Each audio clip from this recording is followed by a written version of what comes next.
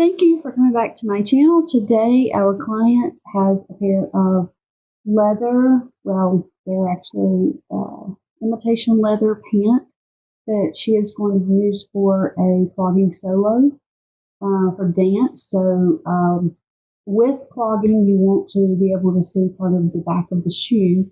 So we are going to take a look at it and measure. I already have the left leg kind of pinned up or folded up where she wants it. With this type of alteration, it's a little bit different than with long pants where you could measure all the way around. It's very similar to a man's pants where some men like for the fold to be a little bit longer, some like to hit at the top of the shoe. So with this one, we want it to hit at the top of the shoe, but we also want it to hit in between the top of the shoe. If you can turn around for me. We want it to hit in between the top of the shoe and the base of the shoe or the heel of the shoe. So I just have it pinned up right now where we have decided to do it, and I'm going to go ahead and just give it a measure from the bottom of the floor so that I know that I have it even on both sides, and that is 2 inches. You go ahead and put our pin here, and like I said, with this, it's really your customer's preference on what they want, but you also need for it to be the same from the side seams around so that it looks even whenever it is on the leg. I'm just going to make sure that these sides are 2 inches as well.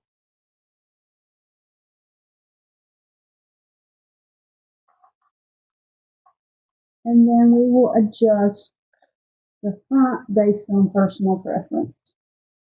So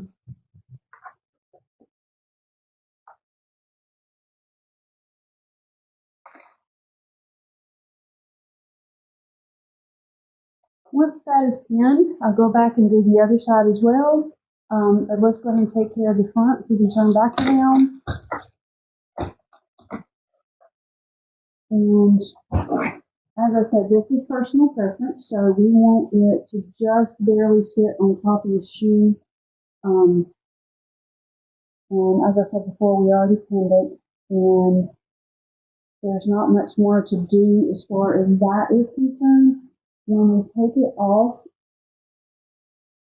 I will measure the front from the side seam to side seam and cut both the same as I have pinned here on the left leg.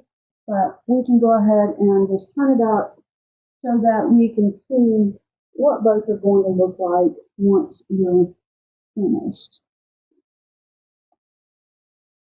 And these pants, typically if we want them just to hit on top of the leg, I probably would fold them slightly shorter, but because these pants have a tendency to ride up the leg as she's dancing, we don't want them to be so short that they look weird in the front. So I am leaving it just a tad bit longer.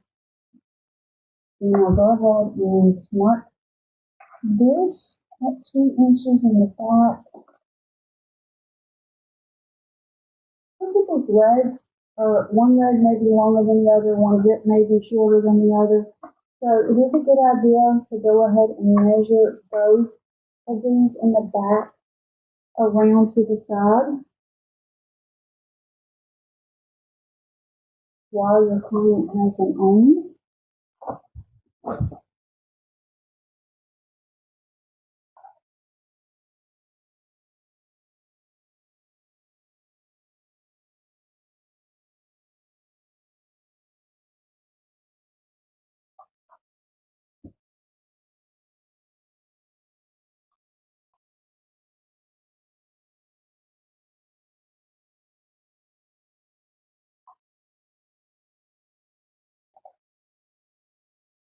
Alright, and then as I said, I'll make sure and measure the front of this right leg to match the front of the left leg from the side seams around to the front. But that is all we have for right now. And then I'll meet you back whenever we start to cut them. Now that we have the pants pinned to where our client wants them, I'm going to move the pins to the bottom where the fold is. And I pretty much do this with all of my hems. So I'll continue doing that on both legs, just moving the pins down to where we want them to finish. And then I'll demonstrate how to mark them and cut them off and sew. With this being a double folded top stitched hem, which just simply means that it's folded over twice, and I did take out a little bit so that I could see and measure how much it has been folded. This is 5/8. The first fold is also 5/8. So I need to measure from where my pin marks are 1 1/4 inches, because 5/8 plus 5/8 is obviously 1 1/4.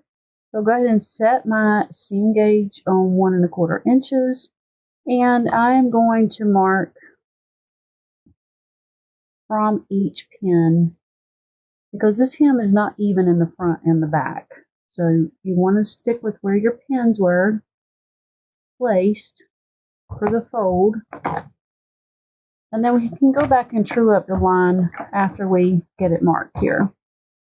So just marking 1 1/4 inches down from the pins, that allows us to be able to turn it up 5/8 twice.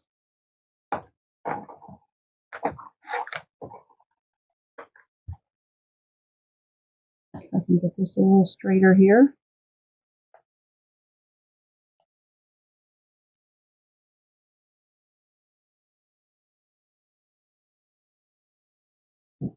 Okay, so now we have it marked at 5/8 or 1 1/4 inches down from where we had it pinned, which is going to accommodate our 5/8 inch hem. I will take my design ruler and blend in those lines so that they connect together.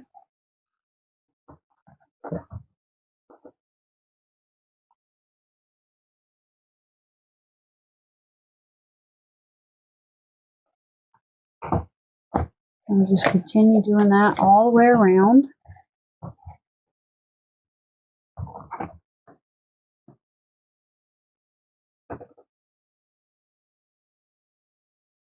I would say that it's a good idea to mark on the wrong side of the fabric, just in case you don't measure something right or something isn't exactly even.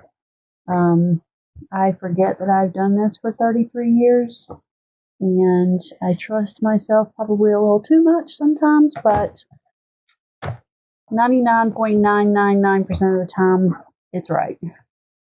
Rarely do I make mistakes at this point in my career, but I'm not perfect and definitely have made my fair share in the past.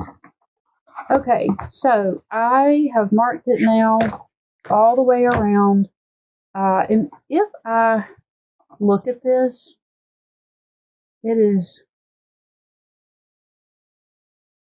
the same pretty much from the bottom. So you may be asking, well, could I have just marked 1.5 inches or 1 3/8 inches up from the bottom?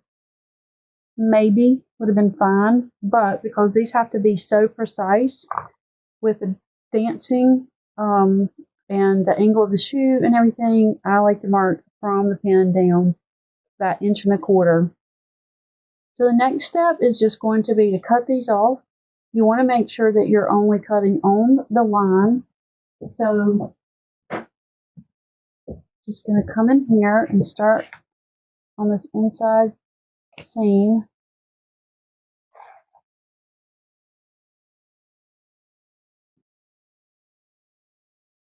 And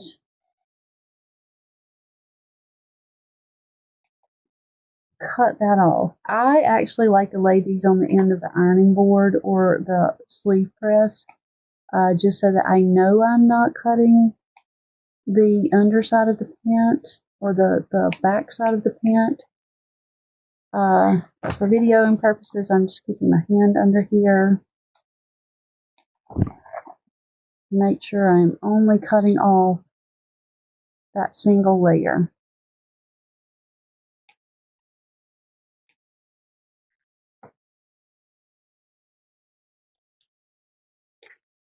Now that is complete, I'm going to go ahead and do the same thing on the second leg.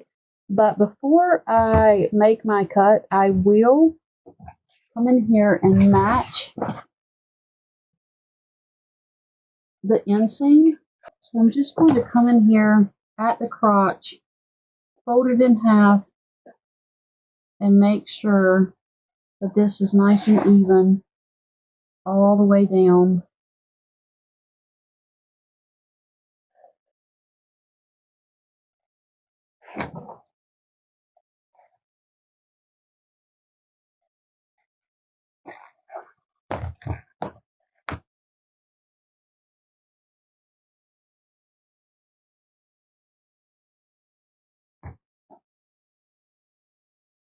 Now it is even on this outside edge all the way up. And right here I'm off just by 1/8 of an inch. So I will move this pin, and you can see if you're actually looking at this that this pin is a little bit lower than this pin. So I'm going to go ahead and move that pin up 1/8 of an inch so that it will match this seam. Yep, now those match together.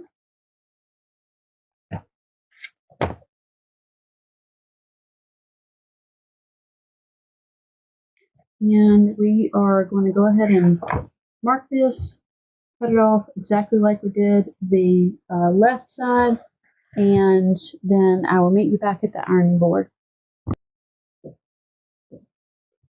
Okay, so we're going to fold it up 5/8 for your double fold hem.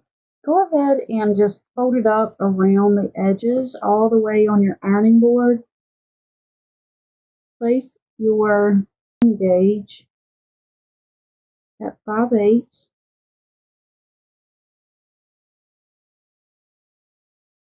Go ahead and kind of get it going. This makes it a lot easier as you go around.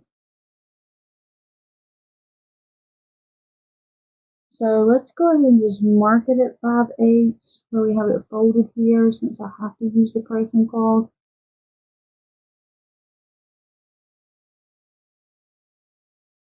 Lay your pressing cloth on top. And I'm just using a piece of muslin for my pressing cloth. Go ahead and steam that first fold in. Double check it. And turn it.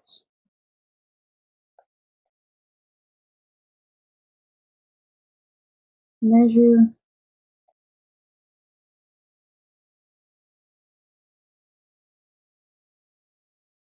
Holding it down. Place your pressing cloth on top. Go ahead and press it again.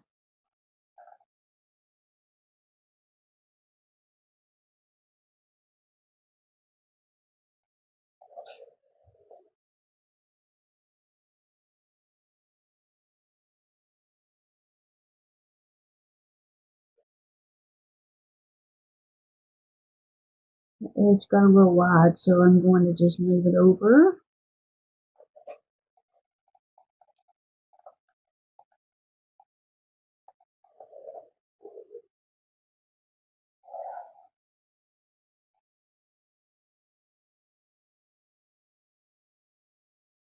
And do the last little bit of your hem here.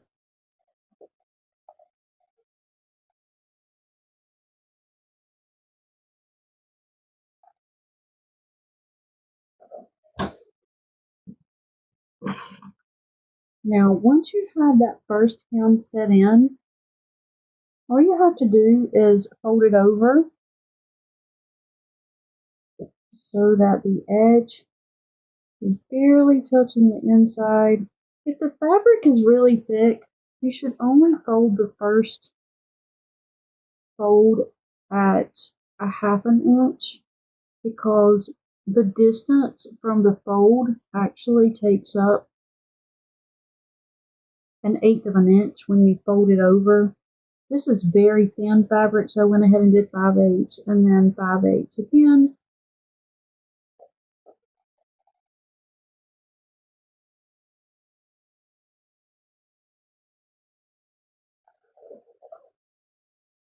Just press it all the way around, making sure that you fold it right on the fold line.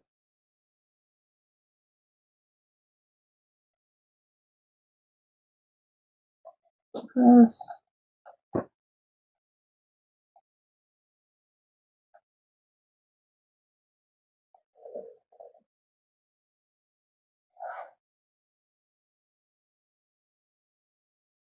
If this fabric did not keep its fold very well, I would go ahead and pin as I iron it or press it. This fabric actually keeps its shape well, so I'll just go back and put a couple of pins in before I begin to sew. Alright, so now we're back at the very beginning. Got one more press on that curve.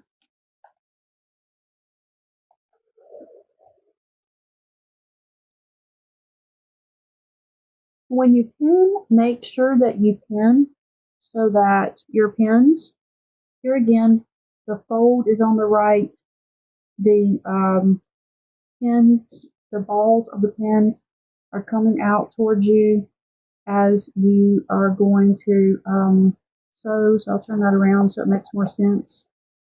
Your fold is on your right, pins on the left, and just put a few pins in it to hold it in place in the direction that you are going to sew so that it makes it easier to pull them out. And I like to go ahead and pin right at the top edge because I feel like it keeps it together better. Alright, so now that we have it all pinned, I'll meet you back at the sewing machine so that we can go ahead and stitch this together. Now that we're back at the sewing machine, I am going to use the inside of my foot here as my guide, and I'm going to let the top edge of the fabric or the fold ride right along the inside edge of the foot and let that be my sewing guide. And I always like to start behind this seam because sometimes it can be a little thick. These pants are stretchy, so I'm going to have to stretch just a little bit. I'm not really stretching, but I am slightly keeping it, I'd say, taut. Might need to wrinkle up there. Okay, make sure you remove your pins. When you get to those edges, you do kind of have to keep it a little tight in the back to get it to go over those edges.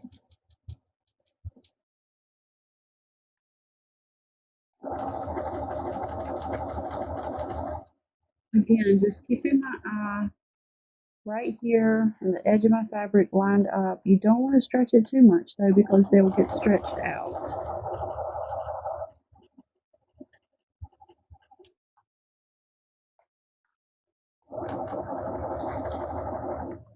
Okay, so this is a really thick seam on this side. I'm going to give it a little push.